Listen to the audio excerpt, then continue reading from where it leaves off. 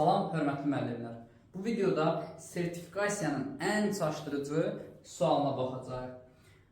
16 nömrəli tapşırıqda səyyah Bakıdan 90 dərəcəlik azimutla 8540 km məsafə qət etdi. Daha sonra 0 dərəcəlik azimutla 5550 km getdi. Çatdığı məntəqədən Bakıya ən qısa yolla qayıtmaq üçün hansı azimutdan istifadə etməlidir? Aydın məsələdir ki, Bakının koordinatlarını hər bir coğrafiya müəllimi bilir. 40 şimal enliyi, 50 şərq uzunluğu. 40 şimal enliyindən, yəni Bakıdan, bu koordinatdan şərq istiqamətində 100 dərəcə gedib müəyyən bir uzunluğa çatır.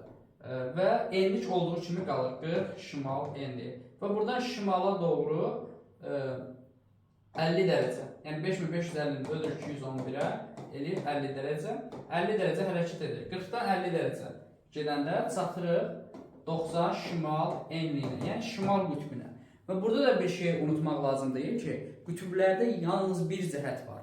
Şimal qütbdə üzümüzə hara tutub getsək, cənuba getmiş oluruq. Yəni 180 dərəcəlik azimutla.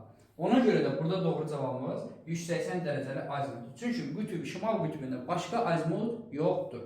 Cənub qütbündə də hara getsək şimala getmiş oluruq. Yəni 0 dərəcəlik azimutla getmiş oluruq. Burada şimal qütbü olduğuna görə şimal qütbündə yalnız bir azimut var, o da 180. Digərləri olmaz. Bəzi müəllimlərimiz isə burada 225 dərəcəlik azimut götürüb və diqqətsizlik ediblər ki, bu istiqamətdə getməlidir. Amma düşünmək lazımdır ki, yer kürə formasındadır. Qütblərdə yalnız bir cəhət mövcuddur.